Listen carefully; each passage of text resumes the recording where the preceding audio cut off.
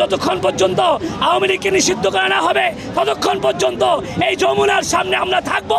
প্রয়োজনে আরেকটি যুদ্ধ হবে। এদেরকে নিষিদ্ধ না করলে আমাদের দেশে আরো অশান্তি এবং নৈরাজ্যতা আরো বিশৃঙ্খলার সৃষ্টি হবে। আমরা মনে করি আওয়ামী নিষিদ্ধ হলে অনেক বেশি দেশের জন্য উপকার হবে। আমরা মনে করি, দেশবাসীও মনে করে, 5ই আগস্টে যে বিপ্লবটা হয়েছে এবং আপনারা জানেন সেই বিপ্লবে বাংলাদেশের আবাল বৃদ্ধ বনিতা নারী পুরুষ সবাই রাজপথে এসেছে।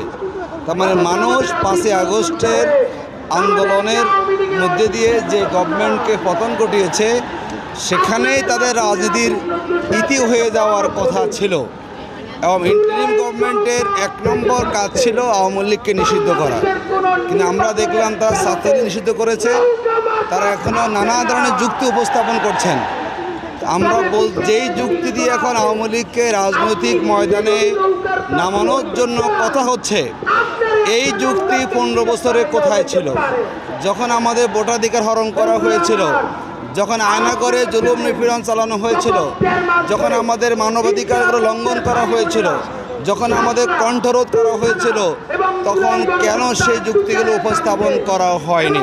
ওয়ালটন আবারও মিলিনিয়ার অফারে ওয়ালটন ফ্রিজ কিনে আপনিও হয়ে যেতে পারেন মিলিয়নিয়ার। মিলিনিয়ার ছড়াছড়ি দেশ জুড়ে, এটা শুধু ওয়ালটনই পারে। নতুন বাংলাদেশে যুবকদের, তরুণদের প্রত্যাশা যে ফ্যাসিস্ট কোনো দলের রাজনীতি করার সুযোগ বাংলাদেশে থাকা উচিত নয়। যদি তারা কোনোভাবে আবার তারা মনে করেন রাজনীতিতে আসে, আমরা আশঙ্কা করি আবার তারা পুরনো তারা চরিত্রে ফেরত আসবে এবং তারা আবার জুলুম নিপীড়ন চালাবে। সুতরাং এখন সময়ের দাবি, জনদাবি, আওয়ামী লীগকে নিষিদ্ধ হতে হবে এবং নিষিদ্ধ করে 2000 ছাত্র শ্রমিক জনতা তারা যে খুনি, সেই খুনির উপযুক্ত বিচার জনগণ করার সুযোগ পাবে। তা আমরা ইন্টারিম গভর্নমেন্টকে বলবো, আমরা কোনো যুক্তি চাই না, আমাদের যুক্তি একটাই, বক্তব্য একটাই, আপনারা সংস্কার শুরু করেছেন, যদি আওয়ামী লীগ নিষিদ্ধ না হয় আপনাদের কাগজের কোনো সংস্কার দেশের কোনো উপকারে আসবে না।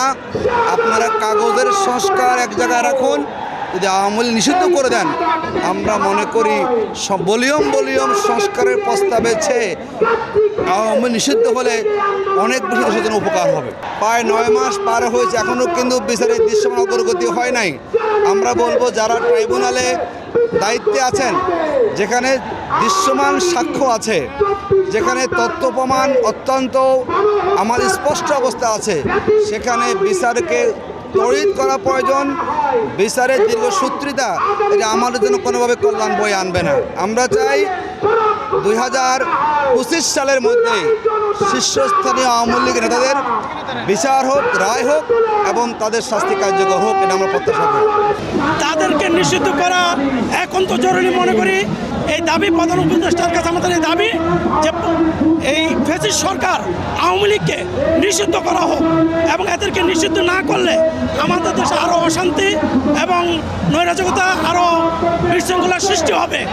এরকম একজন স্বৈরাচারকে কখনোই দেশে জায়গা দিতে আমরা পারি না। আমাদের শরীরে রক্ত থাকতে এটা কখনো আমরা মানতে পারি না।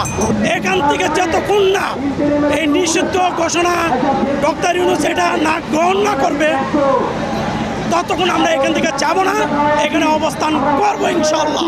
আজকে আমরা যা দেখতেছি, ভারতের এজেন্ডা বাস্তবায়ন করার জন্য বাংলাদেশে উপদেষ্টাদের মধ্যে সাওয়ার করে, এমনিভাবে প্রশাসনের মধ্যে সাওয়ার করে আওয়ামী দূষররা, ফ্যাসিস্টরা বিগত সময়ে যেইভাবে আলেম ওলামাদের উপর নির্যাতন করছে, আজকেও সেই তারা একইভাবে আমাদের ওলামা একরামের উপর যারা এরকমভাবে আওয়ামী নিষিদ্ধ করার জন্য, ফ্যাসিস্টদেরকে নিষিদ্ধ করার জন্য মাঠে পড়ে রাখছে।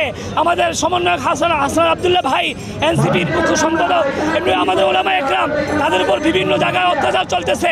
আজকে আমরা আবার যদি সজাগ হই, এই আওয়ামী লীগকে 36 দিনে বাংলার বুক থেকে ফ্যাসিস্টকে যেভাবে আমরা বিতাড়িত করতে পেরেছি, 36 ঘন্টাও লাগবে না। আমরা প্রত্যেক জেলায় জেলায়, থানায় থানায় চিহ্নিত করে যারা এখনো পলায়নকৃত আছে, যারা এখনো বিভিন্ন লোকের আশ্রয় প্রশ্রয় আছে, আমাদের দেশের বড় একটি দল যারা আওয়ামী লীগকে আবার তারা পুনর্বাসন করার চেষ্টা করতেছে। তাদের ঘরে ঘরে যদি তালাশ করা হয় আওয়ামী লীগের অনেক নেতাকে এখনো পাওয়া যাবে। বাংলাদেশের 4 লক্ষ মসজিদ থেকে সমস্ত ওলামা একরাম একটাই দাবি করছেন, 24 ঘন্টার মধ্যে এই দেশ থেকে আওয়ামী দুঃশাসনের সাথে যারা জড়িত ছিল আওয়ামী লীগকে এবং আওয়ামী লীগ দোষরদেরকে, ফ্যাসিস্টদেরকে চিরতরে এই দেশ থেকে বিতাড়িত করতে হবে।